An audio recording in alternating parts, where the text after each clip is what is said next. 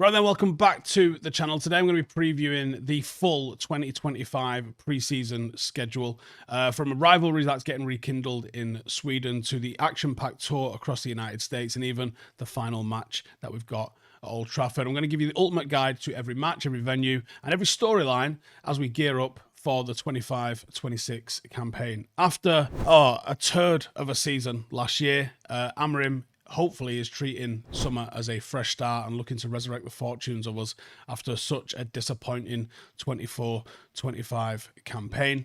I will be on the American tour, so I won't be going to Stockholm for the first game, but I will be crossing the Atlantic for the games. I will be capturing the atmosphere on the ground in New York or New Jersey, in Chicago and Atlanta. And you can watch all of that here on the channel, so make sure to subscribe. We're doing vlogs, behind the scenes, tailgates, everything. Hopefully even from some open training sessions and stuff like that as well. So if you want to get in the mixer, hit subscribe and let's get into it. So first game then is July 19th. It's Leeds United, it's Stockholm, Sweden, and it's a classic English rivalry on Scandinavian soil. A little bit like we had back in Australia a few years ago where we played Leeds for the first game. It's a matchup that's loaded with both history, with intensity. They're obviously now back in the Premier League, which means 6 points, and that 6 points might keep us up next year. It's hosted at the recently renamed Strawberry Arena. It was known as the Friends Arena, Sweden's national stadium, and it's the largest in Scandinavia. The ground holds fond memories for United fans. It was where we lifted the Europa League in 2017 after beating Ajax in the final. The stadium now welcomes this War of the Roses Premier League clash between our foes from across the Pennines. Like I said, freshly promoted to give us 6 points and stop us going down to the Championship, which they won last season. I expect a cracking atmosphere. It's close enough that there'll be loads of Reds and loads of Leeds fans making the trip over for this one. You might get a witness of a first glimpse of Matheus Cunha, but I do think for this one, a little bit of pride is going to be on the line, even though I do expect for all of these games, 10 subs minimum, if not full 11 completely changed. But it's a good little place for us to kick off before we travel to America, which I think is Tuesday or Wednesday that we fly out to America. I fly out Monday. I think the lads fly out on Wednesday. I think the squad fly out Tuesday or Wednesday ahead of that game in New Jersey. First stop is going to be West Ham United on the 26th of July. That's like about midnight kickoff in the UK. But that's at the MetLife Stadium in New Jersey. And again, it's not any friendly. It's another all-Premier League clash on American soil, giving the US fans a little bit of a taste of English top-flight competition. MetLife Stadium, which is just outside New York City. Hell of a stadium, 82,000 capacity. It's the biggest venue in the NFL. It is a massive old stadium, set to host next year's FIFA World Cup final in 2026. We played Arsenal there in 2023 in front of a packed house. We seem to go there fairly frequently. I'm pretty sure I've been to 2 games there on pre-season. But we need to flip it. West Ham beat us at Old Trafford. A bit of a statement of intent that we've figured ourselves out is going to be absolutely required, I think, in this game. That's a tough game for us. And it's interesting that we're playing the likes of Leeds and West Ham and all the rest of it, and not the Real Madrids or Dortmunds or Liverpools that we have in the past. I think that just shows what we've done. But yeah, it's usually good in New York. Every summer that I've been there, there's been like a tailgate on a car park. So I'm looking forward to doing that again when we go over there. Essentially next weekend. You just landed in America for United's pre-season tour and boom, no signal, no maps, no connection, instant stress. Enter Saily, the sponsor of today's video and your travel lifesaver. Saily is easy. It's an affordable eSIM app that keeps you online the moment that your plane touches down. No SIM swapping, no roaming charges, no begging for the airport Wi-Fi. With Saily, what you get is fast, reliable mobile data in over 200 countries and it's instant setup. You just download the app, choose your plan and activate it. There's no shipping, there's no lines, there's no hidden fees. You get a full compatibility check and a refund if your device does not support an eSIM. So whether you're chasing United across the states, whether you're road tripping, or whether you're just vacationing, stay connected like a local and like a pro. Now here's the kicker. New users are going to get 15% off with the code Howson, that's HOWSON, or by visiting saily.com/Howson, HOWSON. So don't wait until you've lost signal, or until you land, or until you get to wherever you're going on holiday this summer. Download Saily right now, lock in your discount, and start traveling like a professional who knows what they're doing. Go to saily.com/Howson or use the code Howson, that's Howson, and get 15% off right now. 30th of July, which I think is a 0230 kickoff on the 31st of July for those that are in the UK. But 30th of July, we've got AFC Bournemouth, and that's in America's Midwest. We're in Chicago, the iconic Soldier Field. And I am excited for this one. Obviously, a far cry from the 11,000 seat Vitality Stadium on the South Coast. But seeing them play against United in this grand arena, I can't wait, actually. Really looking forward to it. Our last visit here was in 2015, but it's not one that I've been to before.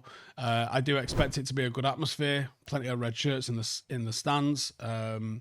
Wasn't far away in Ann Arbor, where United paid Real Madrid in front of 110,000, and Real Madrid were forced to Photoshop the image of the stadium because it was very red. So there's obviously a lot of United fans in and around the area.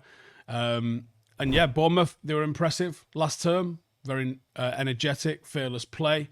Could be an entertaining open contest. But yeah, I'm very much looking forward to this one, and very much looking forward to checking out Soldier Field as well. First time that I've been there. Next up then, August the 3rd, final game of the US section of the tour is the 3rd of August in Atlanta, where we face Everton in a bit of a Northwest showdown. Again, just playing those B-level teams, aren't we, on this? But, you know, two historic clubs from the Northwest meeting in the Deep South in America.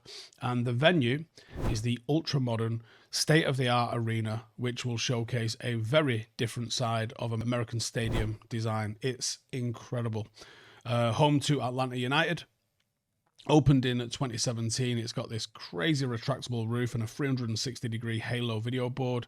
Mad futuristic Coliseum. Probably one of the best stadiums on earth. And will actually be United's first ever match in the city of Atlanta. Local fans hopefully buzzing to come down and witness it. I imagine we'll be doing events and tailgates and all that sort of stuff. But Atlanta has got a pretty good football, soccer kind of following and community. They are one of the MLS teams that regularly gets huge crowds. And obviously on the pitch, there's a ton of different storylines. Former United boss David Moyes is back at Everton, turned them around from, well, you know, they were on course to get relegated at some point. But they will be in massive transition and gearing up for a new era. Obviously, they've just moved into their brand new stadium back in England. But yeah, it's an exciting time. And again, another opportunity to prove ourselves against a very gritty team that's going to be, let's be honest, in and around where we're hoping to finish higher than them. But they could end up being in and around where we are. And let's be honest, 6 points against them next season will do us no harm whatsoever. And I was going to joke about it might keep us up, but with the fact that we've only signed one player so far, it might keep us up. And then after those 3 games, we jet back to Manchester to finish off pre-season, and we have one final game back at Old Trafford on the 9th of August against Fiorentina. There is a trophy on the line as well. It's about as prestigious as the Club World Cup without the $100 million prize fund. But it is a Snapdragon Cup. Snapdragon Cup Champions 2025. You'll never sing that. But hopefully we will by beating Fiorentina and lifting it at the Theatre of Dreams. I don't think I'll be able to go because I think Paddock will have a game. If Paddock don't have a game, then I'll be taking my daughter for her first ever match. So that's what we want to do. Now, a bit of a reunion for fans.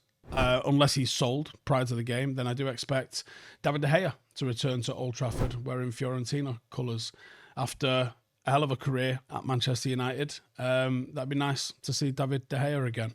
I expect the Stretford end will give him a rousing, heartfelt welcome. And otherwise, it's a bit of a rare meeting between United and Fiorentina. Last time we faced it in a competitive game was all the way back in 2000. Pretty sure that was Batistuta still doing bits for them as well. But interesting game. Last chance to tune up the tactics.